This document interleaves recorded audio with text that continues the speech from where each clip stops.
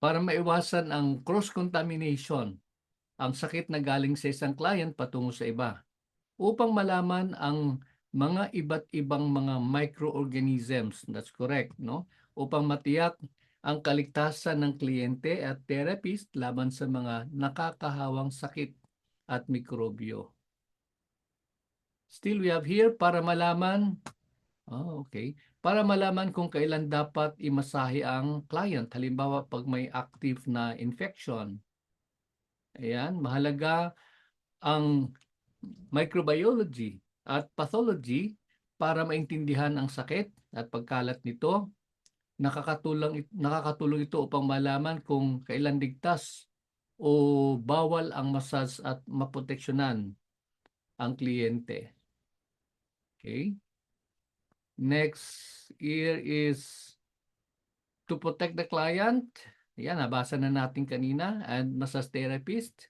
And then para maiwasan ang cross-contamination, yan, nabasa na rin natin kanina. So, well, of course, tama lahat ng inyong sagot sa tanong na ito, sapagkat tulad nung I think na-mention ko na sa iyo in the past, sa inyo in the past, na sa mundo natin, ang mundo natin ay hindi lang ginagalawan ng mga tao. Ang mundo natin ay ginagalawan din ng napakadaming mga mikrobyo. In fact, there were studies na nagpapatunay na mas madami pa daw ang microorganisms kaysa sa mga tao sa mundo, no? So sa ngayon, 'di ba, I think mga 4 billion na po tayo, 4 or 5 billion, ganun kadami. Pero ang mga mikrobyo po sa ating kapaligiran ay higit pang mas marami, no? Ganun po 'yun. Kaya minabuti ng DOH na kayo ay magkaroon ng orientation patungkol sa mga mikrobyo na ito, at maging maingat, no? Maging maingat sa mga potential na pagkahawa, kasi habang tayo po, ang ating pong proximity sa client ay talagang nandyan na talaga, no? Habang nagmamasahe ka, hindi mo alam kung ano yung nalalanghap mo, ano yung nasasagap mo, at kung mahina-hina ang iyong ang iyong resistensya, no? Kung mahina-hina ang iyong pangangatawan, maaari kang dapuan ng mga iba't ibang sakit. Okay? So again, like what I said, welcome to our last na module to discuss today in the next few days. At ito ay ang microbiology and pathology. This is a basic study on microbiology and pathology. Okay, what are the learning objectives? Number one, for you to define the key microbiology and pathology terms and concepts related to infectious diseases. What does include? It includes the bacteria, viruses, fungi, and parasites. Number two, to explain basic principles on microbiology such as transmission and control measures. Bakit kailangan po yun? Para alam natin kung paano po kumakalat yung mga microorganisms na yan, and then paano po natin sila mapipigilan, no? Paano po natin sila mako-contain. At hindi po tayo maging channel ng pagkalat po ng mga harmful microorganisms na ito. Number three, to understand the role of massage therapy in promoting wellness and supporting the body's natural healing processes in the context of massage and or microbiology and pathology. So, maunawaan natin kung ano yung ating papel, no? Kung ano po yung ating dapat gampanan na bahagi upang number one is mai-promote natin, maipalaganap natin na ang ating katawan ay ang ating gawaing ito ay malaking bahagi sa pagtulong na magkaroon po ng kaayusan ng kalusugan, no? Wellness.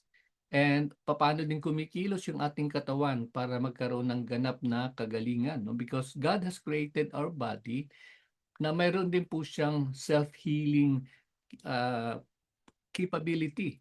But of course, the healing itself comes from God. Pero po, yung katawan po natin ay meron po siyang built-in mechanism, no? If you remember our discussion on the lymphatic system, yung limpatiko nato na kumikilos, yung mga lymph na gumagalaw ay silang ah, kumukontra, sila'y lumalaban sa anumang mga harmful microorganism na maaaring magdulot ng kasiraan o magdulot ng karamdaman sa ating katawan. Okay? So, ayun at bilang paunang salita, nagsalita na ako kanina, ang microbiology is a branch of science or science ba? Science that studies microorganisms.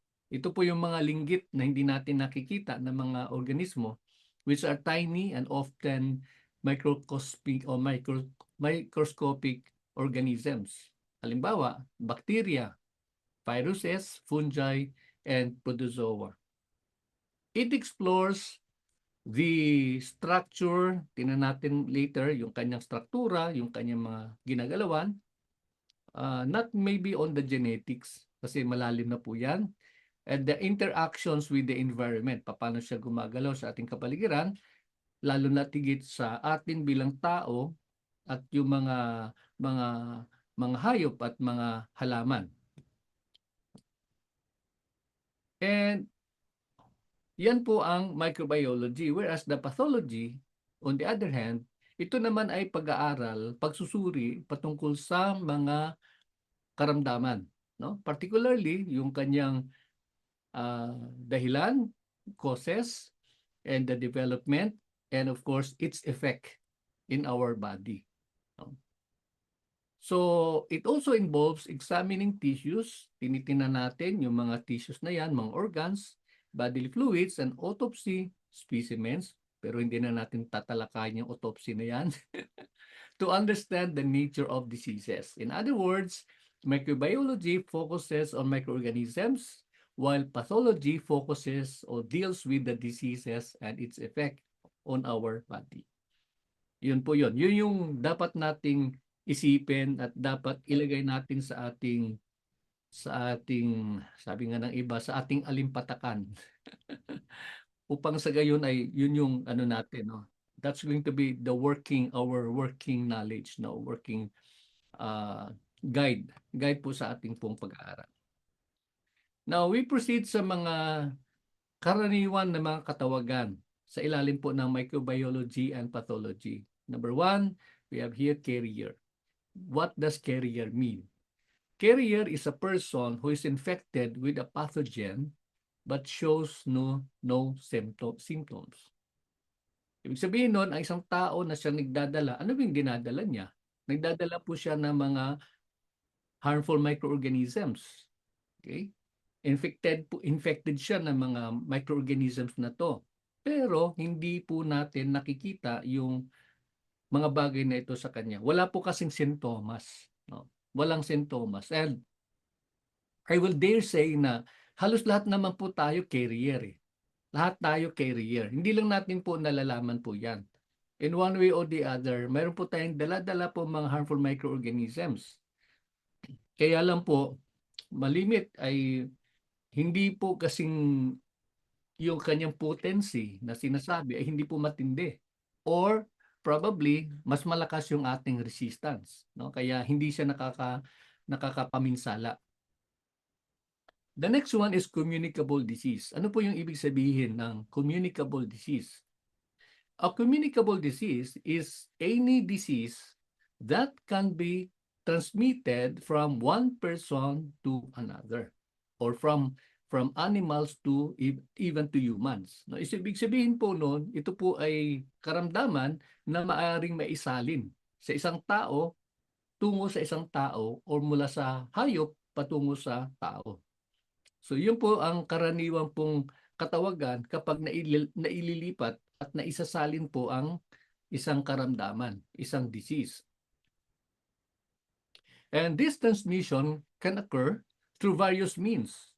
Sa pamamagitan ng indirect contact. So pag sinabi indirect contact, yung isang object ay nahawakan ng may karamdaman at hinawakan ng isang tao at yun lumipat, no? So indirect, hindi sa direktang kaparaanan. O sa pamamagitan ng droplets, no, pag tayo nabahing, no? Nagkakaroon tayo nagpupudos tayo, nag-i-emit tayo, naglalabas tayo ng mga sari-sari mga droplets na nasasagap ng iba. At yun po, lumilipat sa atin. Yung karamdaman na yun, yung harmful microorganism na yun. And also, sabi nga po, vectors, ibig sabihin po noon, ito po yung mga katulad ng mga lamok, no, na sila po ay sorry, sila po ay nakasipsip ng mga mikrobyong ito, no, sa pamamagitan ng dugo ng ibang tao, and then tayo din po ay kanya pong sinalinan, naiisalin po sa atin. So that could be one way. Or any contaminated surfaces. Ibig sabihin po yun, mga bagay, mga tables, mga doorknobs na infected at nahawakan po ng tao. Now, kung mayroon pong communicable disease, we have to also remember na may katawagan din po or may sinasabi din pong contagious. So ano yung pagkakaiba ng dalawa? Actually, ang contagious disease ay subset ng communicable na naisasalin. Kailan po dito po sabi dito na ito po ay naisasalin mas mabilisan sa pamamagitan ng person-to-person contact or direct contact or even yung sinasabing proximity, yung paging malapit ka lang, hindi mo, wala namang direct contact pero naging malapit ka doon sa infected na individual. Yan. So, ikaw ay may tuturing na nagkaroon ng sakit sa pamamagitan ng isang uri ng contagious. Pero mas potent ito no? Pag sinabing contagious, mas potent ito, no? So, mga halimbawa ay chickenpox, the common cause, yung karaniwang yung sipon, measles, German measles, at marami pang iba. The next thing is disease. Ano naman po yung disease? Disease refers to a condition that impairs a body function. Okay? Sabi nga ng iba, this is. This is. Yun po. Normally associated with signs and symptoms. Okay? Another description for that is parang anything that goes beyond the normal. Ayan. Tama ba yun? Okay. Parang problem yata yun eh. So, yun po yung disease. Opo, karamdaman. The next word is pandemic. And kamakailan lang, di ba, nung mga ilang taon na kalilipas, meron tayong global na pandemic, which is COVID-19. No? So, it means this is an occurrence of a disease that has a worldwide coverage, no? Or maybe just it covers a wide area. Yun po yung pandemic. Lahat po affected. And of course, yung katawagan ng pathology, like tulad ng sinabi natin kanina na pag-usapan natin ng mabilisan is the study of cause and effect of diseases. Okay? So yun po yung mga mahalagang katawagan na kailangan nating maunawaan ng malaliman. Paano po? We have a few here. Sabi po endemic. Kung merong pandemic na global, large area, ang endemic naman is the occurrence of a disease that is what? Confined in a small community. Sa isang lugar lamang po o isang kalipunan lang ang affected. No? So meaning to say, it doesn't really grow that much outside of the community. Endemic. Infection is an invasion of the body tissue by pathogenic microorganisms. So, I think wala po dito yung salitang pathogenic. Ang ibig sabihin po ng pathogenic, ito po ay nakakapaminsala. No, pathogenic. Pathogen. Nakakapaminsala na mga microorganisms. And whereas microbiology refers to the branch of biology that deals with microorganisms, and microbe is a very tiny form of life that can only be seen under a microscope. Ayan po. Now, let's go into our discussion on what common microorganisms are there? No, ano po yung mga karaniwang microorganisms? Kaya tulad ng sinabi natin kanina, napakadami po niyan. Madami po yung classification, pero sa purposes ng DOH, ng Kagawaran ng Pangkalusugan, we have a few. No? We have a few here. Number one is bacteria. Ano po yung bacteria? Okay. A bacteria is a large group of single-cell microorganisms. If you remember our discussion on cell, di ba? Cell is the basic unit of life. Pag sinabing bacteria, ito ay malilinggit at mayroon siyang sariling selula na kung saan ay siya nabubuhay. No? That's the bacteria. And ang common classification niya ay sa pamamagitan ng kanyang hugis. No? Kapag pabilog po siya, ang tawag po niyan ay kukay. No? Sa dulo po niya may kukay. Kapag pahaba naman po, bacilli. No? If you remember your Yakult, no? Yung mga ganon, it's made of na cultured na mga lactobacilli. At yung Yakult na yan ay Shirota strain. Pag sinabing Shirota strain, ito yung parang itinawag doon sa naka-discover, which is isang scientist na Japanese. Ang pangalan niya si Shirota, yeah. Kaya yun po yun, Shirota strain. Another example is Spirochetes, no? Spiral, no? So spiral ito, no? Parang spiral staircase pababa. Or even the comma shape or the Vibrio. So in the next slides, we can see here the examples. No, this is an image of a kukay or round bacteria, Staphylococcus. The next one is this is the bacilli. Yan yung Yakult na ininom natin, gawa po ng ganitong uri ng bacteria. And by the way, no, gusto kong ilinawin sa atin, mayroong mga bakteryang pathogenic, ibig sabihin nakakasira, mayroon din mga bakterya na or microorganisms even na hindi nakakasira sa katawan, na nakakatulong in fact. And the next one is na ano natin kanina, this is Spirochetes. And of course, mayroong comma shape, no? Mayroon siyang buntot, no? Mayroon siyang buntot. Ang tawag naman dito ay Vibrio. Vibrio bacteria. And the one that you are seeing here is a Vibrio cholerae or cholera. Yeah. The next one is virus. Ayan, I think you are very familiar with this image, di ba? Ito yung nakapaminsala ng milyon-milyong tao, no? Libo-libong namatay dahil sa virus na to.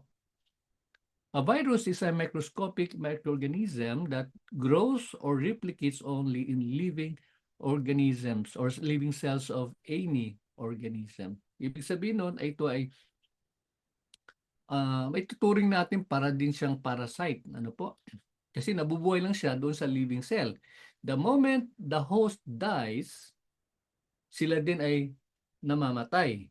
No? Pero pag buhay yung kanyang host, ibig sabihin nun ay buhay yung kanyang hindi naman sinasapian. Kundi yung kanyang, kung saan siya nakadikit, buhay din siya. No? Yun po yung main characteristic ng isang virus. And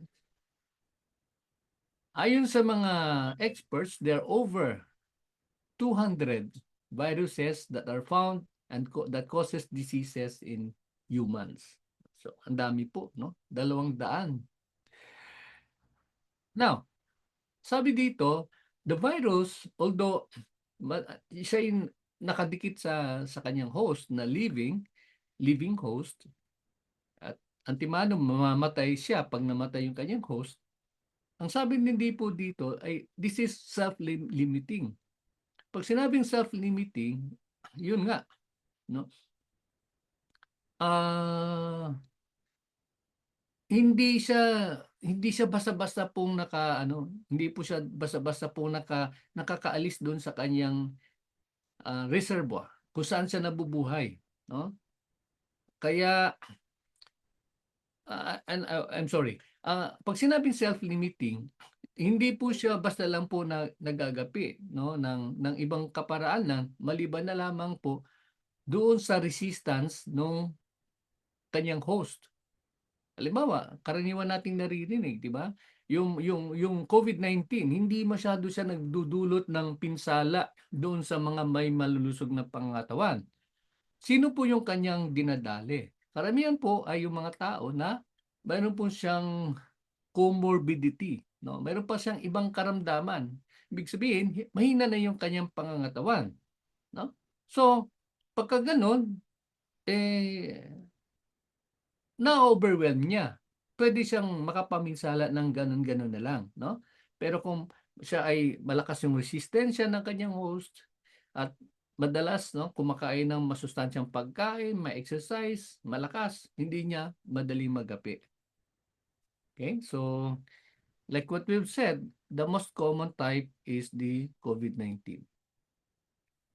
And by the way, ano po palang ibig sabihin ng COVID-19? Yeah? Sige nga, ano sa tingin niyo ibig sabihin ng COVID-19? Sige, paki-chat niyo yung sagot.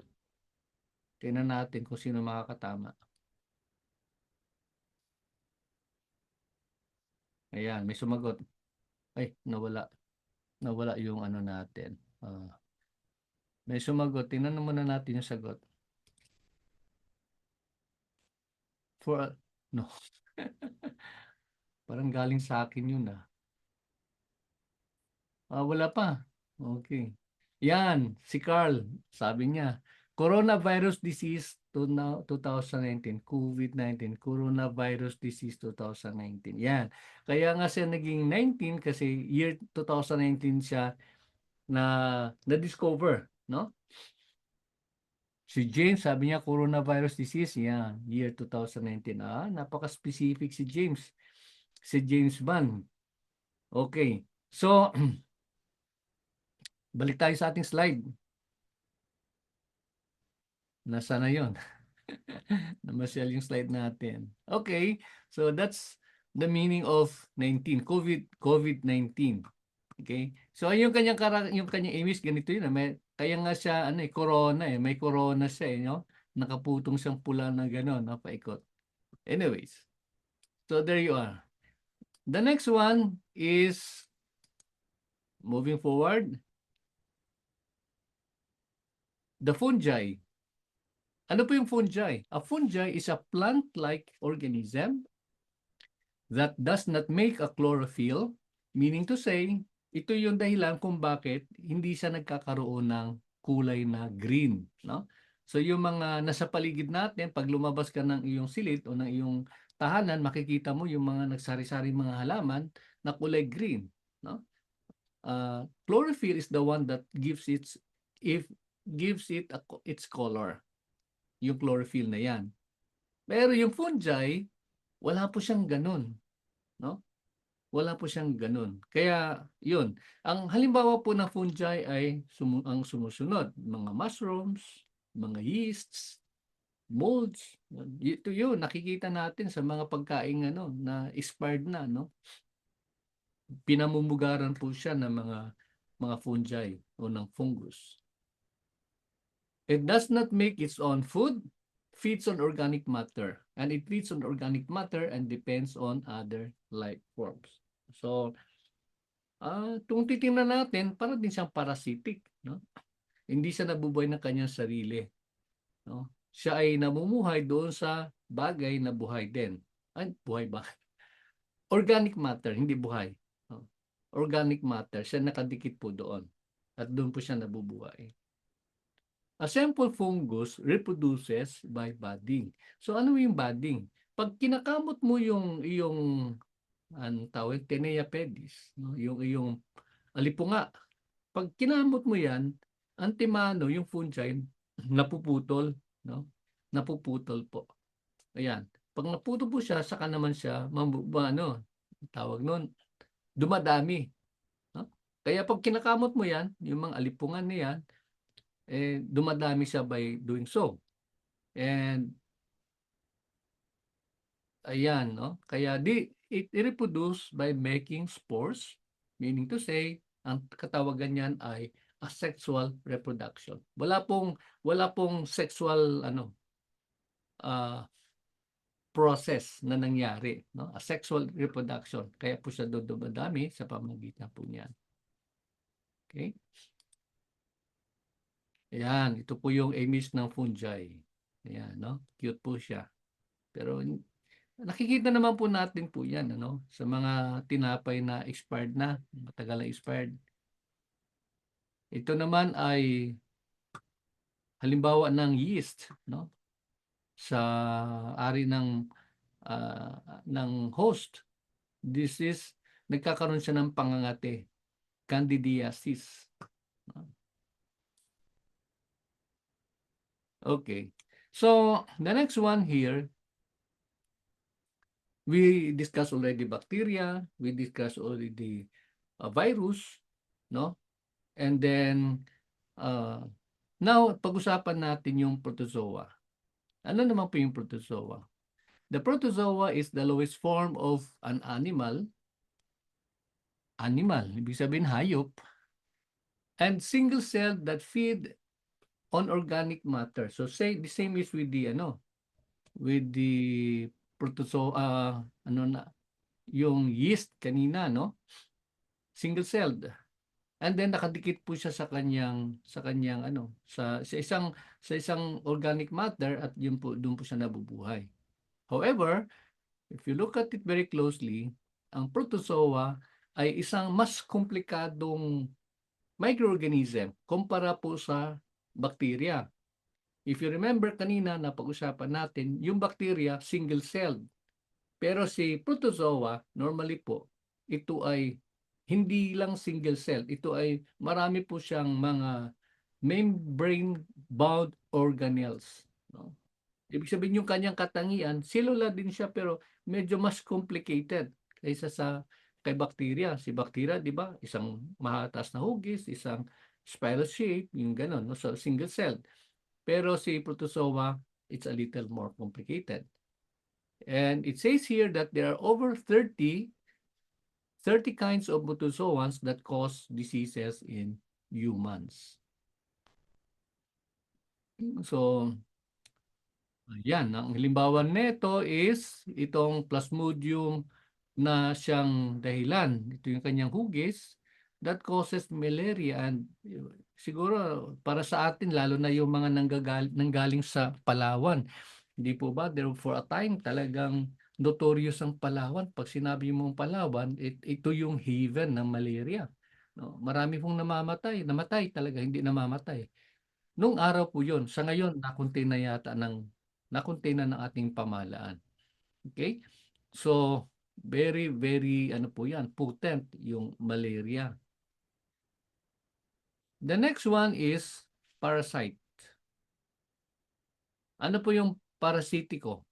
A parasite is an organism living in and obtaining nourishment from other organisms. But in our earlier discussion, some of the microorganisms mentioned, may mga characteristic ng parasite. Pero for our purposes, ito po yung mas notable na halimbawa. We have what we say the facultative and we have the obligate. Wow. Gandang katawagan, Pag sinabing facultative, this type of parasite live in other organism but may live independently.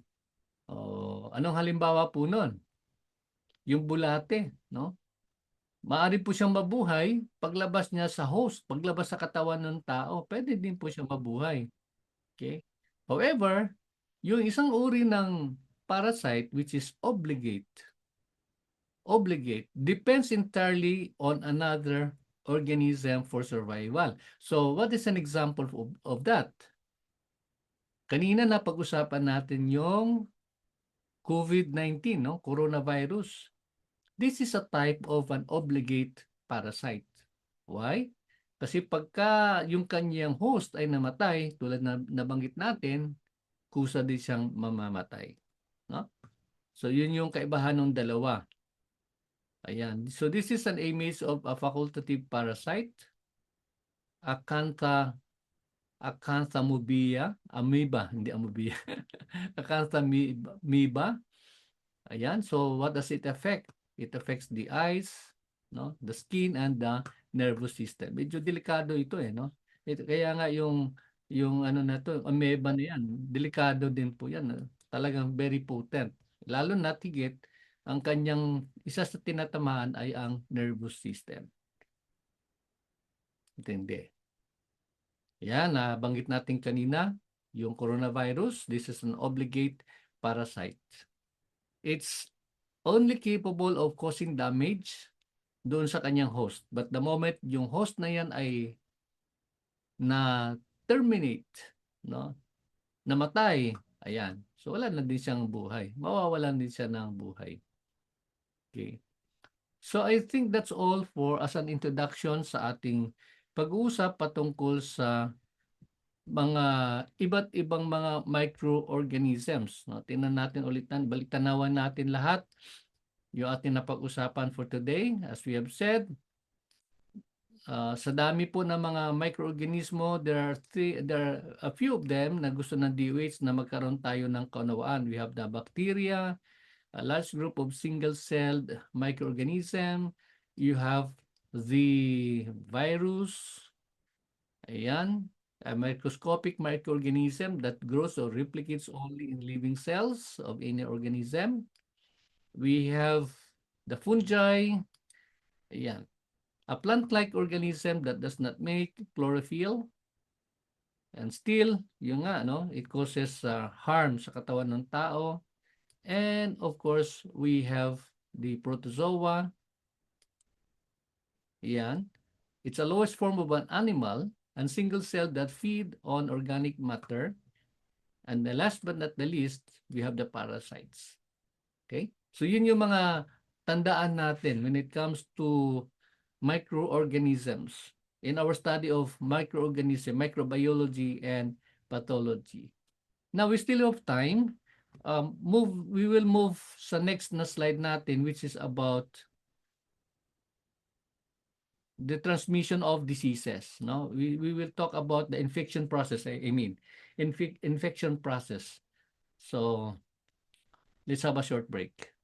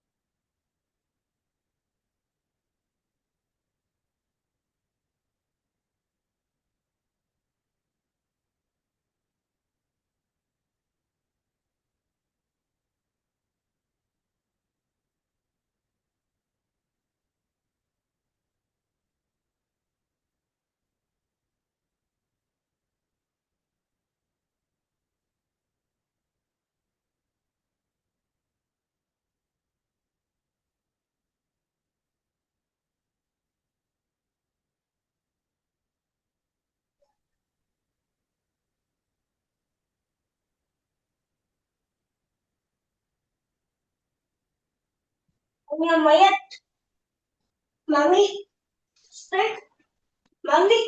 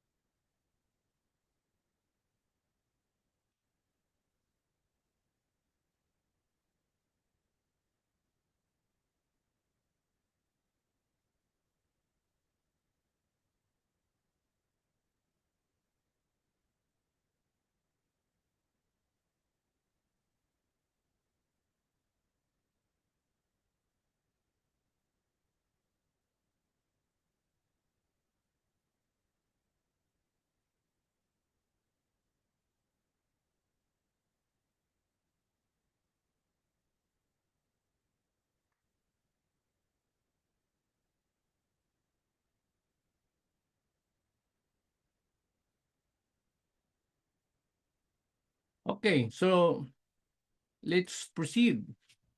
The second part, the second thing that we'll be discussing today is the infection process.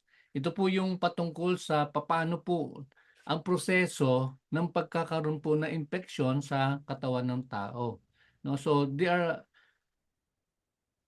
is what we call as a chain of infection. Ano po 'yon? Ito po yung iba't ibang hakbang, no, ibang steps na nangyayari na kung saan ay ang isang microorganism, for example, isang bacteria ay kumikilos at nagko-cause ng infection. So in this image, you can see here, ito po yung tinatawag po natin na chain of infection. Okay, it will begin with the type of an infectious agent, ano po yung harmful microorganism na yan, and then yung kanyang reservoir, ibig sabihin po, doon po siya namamalagi, no? At doon po siya nagpapadami, and then goes the portal of exit, no? Exit, ibig sabihin no, kung saan po yung kanyang reservoir, kung saan po siya naimbak, kung saan po siya nagpaparami, and then nagkakaroon po ng portal of exit, na ibig sabihin nun, dito po siya lalabas. And then, of course, there would be various mode of transmission. Later, we'll discuss on that in detail.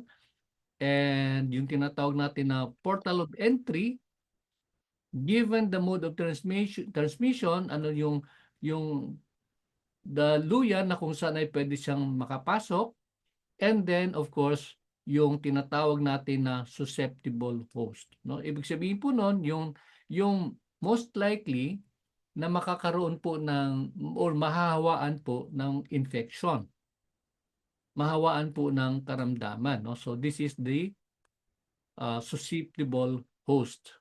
Okay, now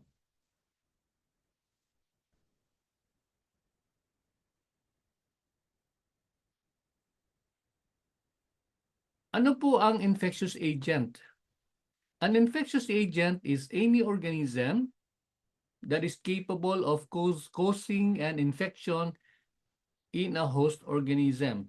So, yun na yung napag-usapan natin kanina, no? Ito yung mga harmful microorganism at ito ay mapabilang doon sa ating nabanggit na mga organismo which are the following, no? Bacteria, viruses, fungi, protozoa, and the parasites. Okay? So later we'll discuss kung ano yung kanyang tinatawag na means of transmission. Paano po siya naisasalin. Okay? So yun po. Again, like what I mentioned kanina, hindi lahat ng microorganism are harmful. Hindi lahat ng microorganism ika nga pathogenic. No? Meron pong nakakatulong po sa ating katawan ng mga microorganism. But in this discussion, ang ating focus is about those microorganism that could cause harm in the human body. Okay. Ano naman po yung reservoir? Ano po ang reservoir? Ito po ay lugar na kung saan ang infectious agent na to ay nabubuhay at nagre-replicate, dumadami. No? Habang sila ay nag-aantay ng opportunity na maghasik ng lagim, infect other organism. And humans are reservoir of all human pathogens. Naku, intindi, no? Ang ating katawan po ay maari, pinamamahayan po ng iba't ibang mga harmful mga pathogens. And these pathogens may live for a period of time in the air, the water, the food, the dust, or even in some other animal. I do not know if you've remembered na yung COVID-19, sabi ng ibang mga experts, ito ay nanggaling po daw sa, I think, sa mga animals, no? Sa isang palengke doon sa China. I do not know if you still remember that one, no? So, ayun po, nanggaling po yun sa yun po yung kanyang reservoir. Doon po siya na malagi until such time na nagkaroon siya ng opportunity, nagkaroon siya ng portal of exit.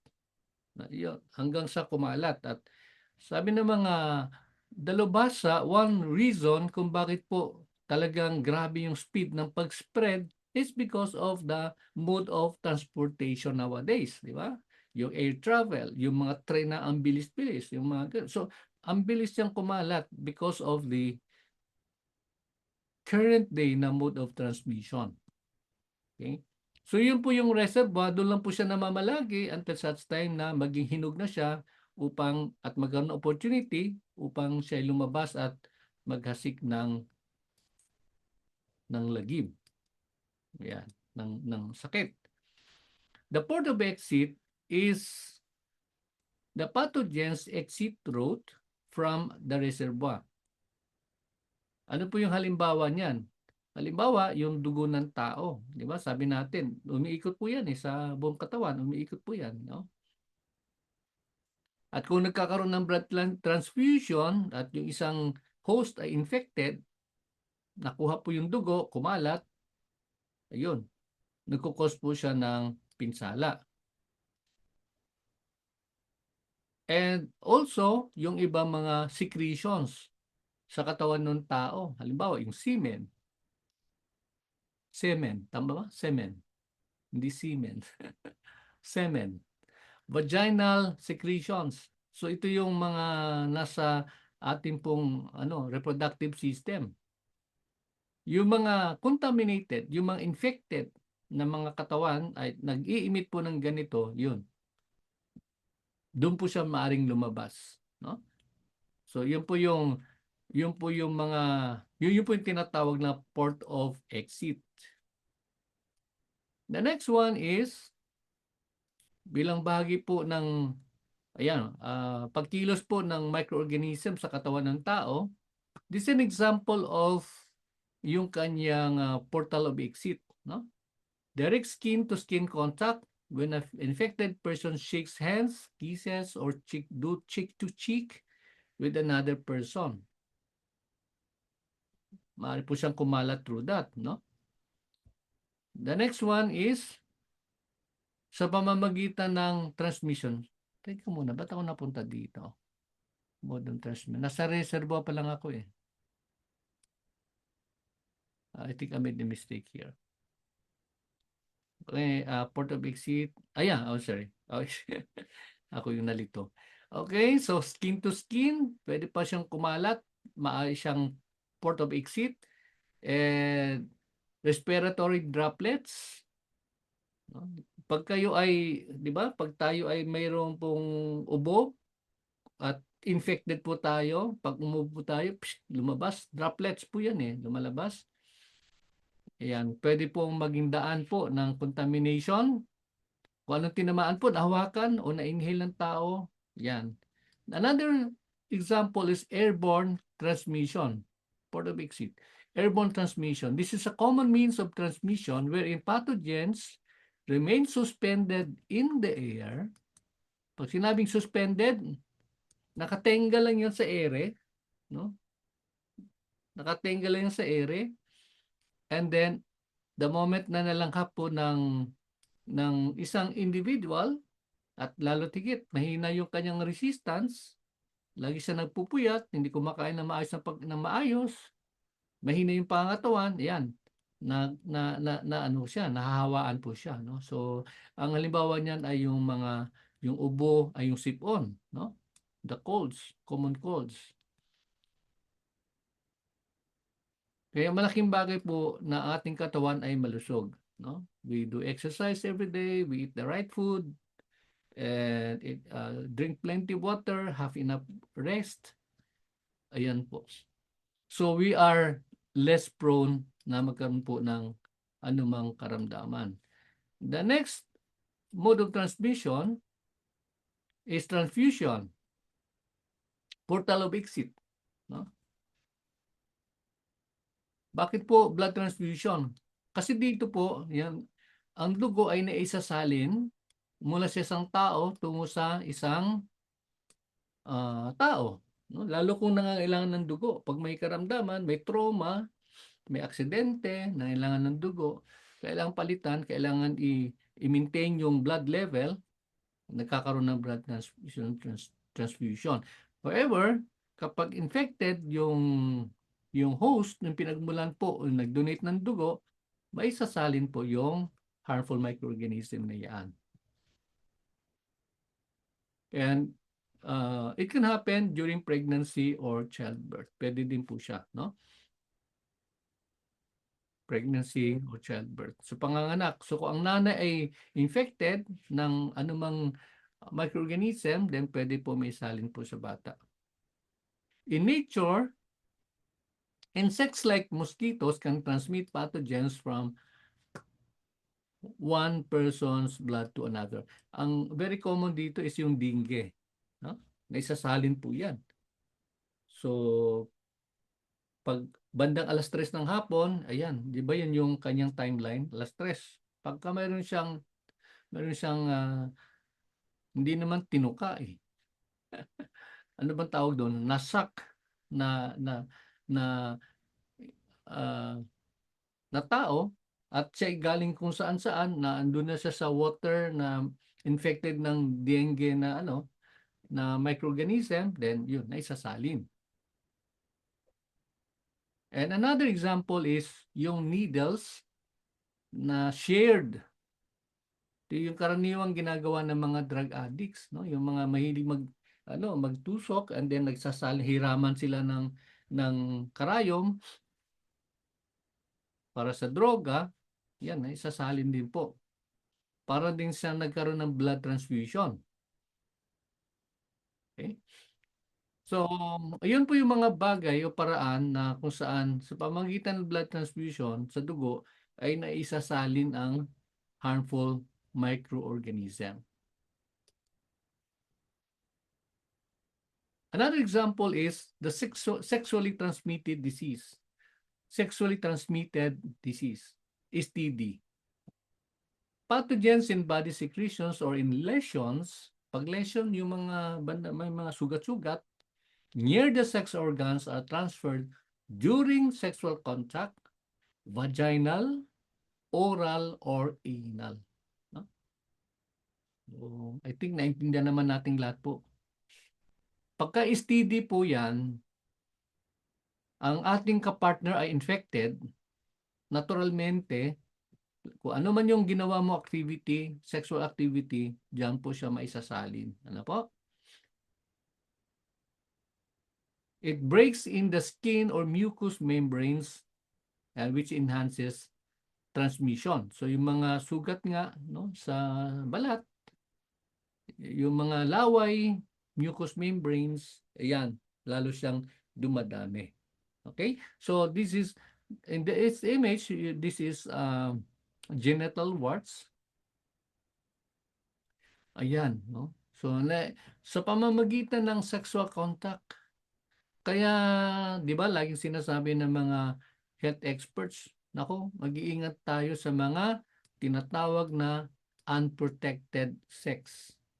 Unprotected sex. Lalo na kung mayroon tayong kababayan na mahilig ng magkaroon ng multiple sex partners, no? Palipat-lipat. Doon nakukuha yung mga sakit na to. So this could be another mode of transmission, no? Ito po yung kanyang portal of exit. The next one here is fecal oral transmission. Pag sinabing fecal, sa pamamagitan ng bibig, bibig, oral yung bibig, pero fecal is the dumi, no?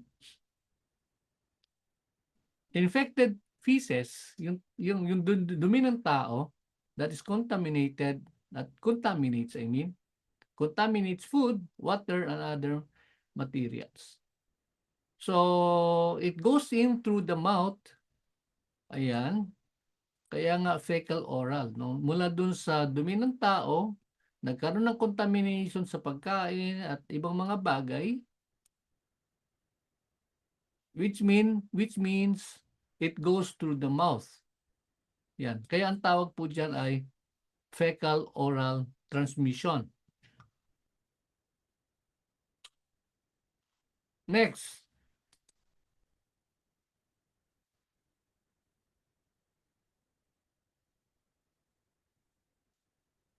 Okay, so kanina port of exit and this time is the port of entry.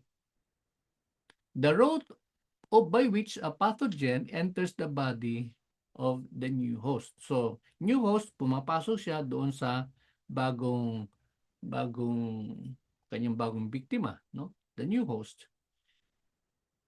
An example of which are the membranes, mucous membranes. Yan, nabanggit natin yung mga laway na yan, broken skin, blood in the new host serve as the port of entry for pathogens. No? So any sexual contact with a person who's infected, yung mga laway, yung mga may sugat, broken skin and blood, no? Pwedeng doon papasok yung mga pathogens na to. Okay? And also, sabi nga din dito, it may be inhaled into the lungs. No? Ibig sabihin, pwede mo siyang langhapin. The one that you can see here in this illustration, nalalanghap po siya. No? So, pag airborne yung microorganism, langhapin, pumasok dun sa bagong host. So, this is an illustration, a clear illustration of a port of entry. No? It could be to the nasal or it could be through the what? Through the mouth. Oral. Yan. So that's an example of a port of entry. Yan. Sa pa'y papasok, yan po, maghahasig po siya ng karamdaman. Okay? So, yeah, it's almost 1 o'clock. 1 o'clock exactly. Mabilisan lang po. Port of entry could be the ingestion to the food that we eat, break in the skin. Yeah, we mentioned that already kanina. Ang panghuli is the susceptible host. It says here that not all hosts are susceptible to a particular pathogen. What are the exemptions? Sabi nga, strong natural defenses of the possible host may prevent pathogens from causing diseases. No? So, ibig sabihin po, pag ang isang tao ay mayroon pong malusog na pangangatawan, no?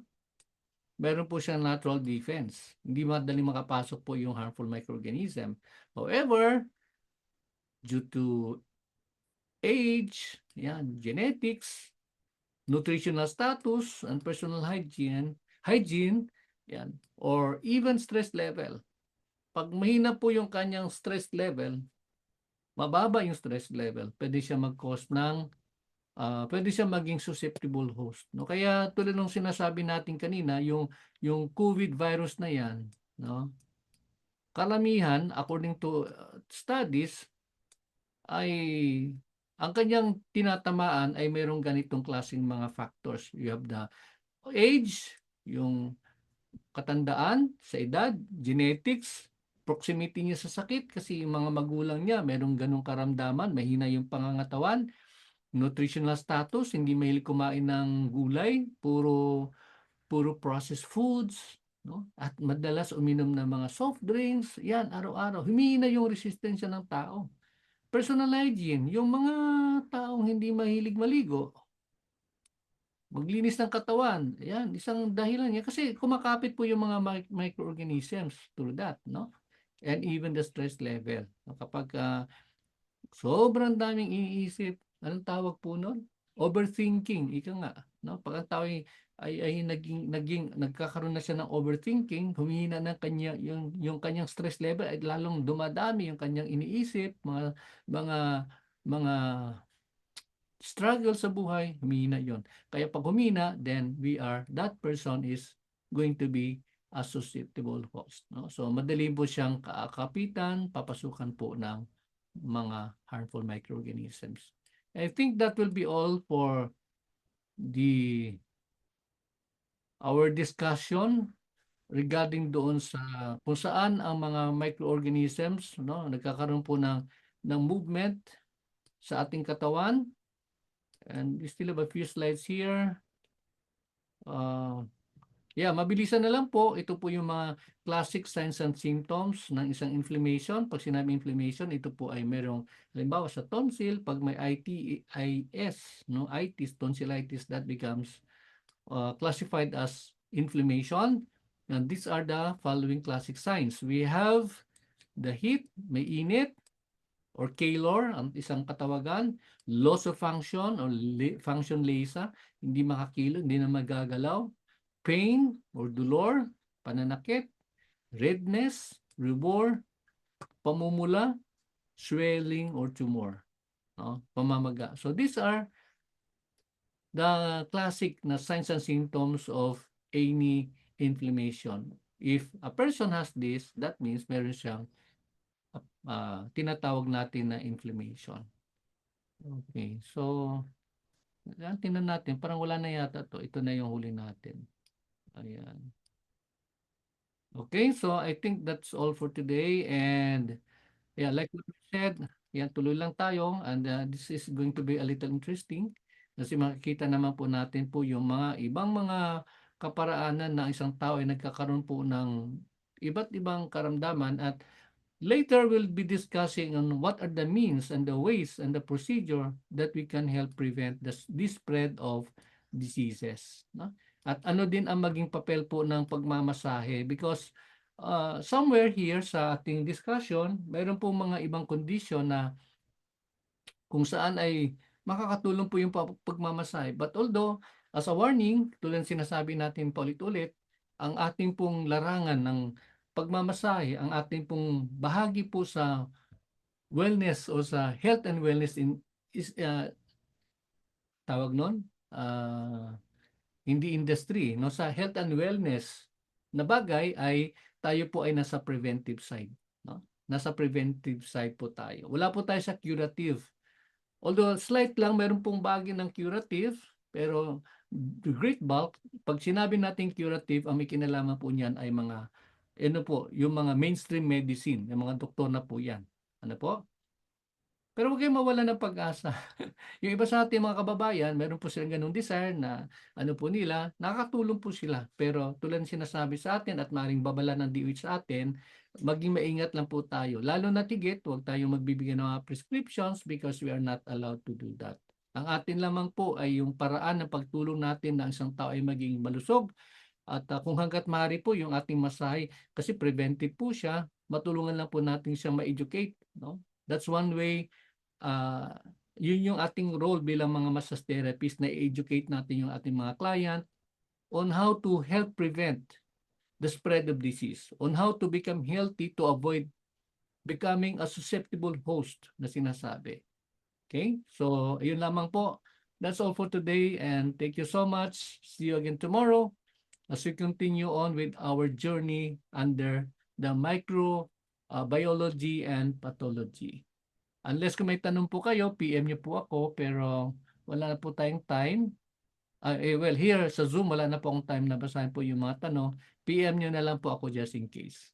Bye for now, and see you again tomorrow. God bless. Arigatou gozaimasu. Okay, sir. Bye. Salamat. Thank you, sir.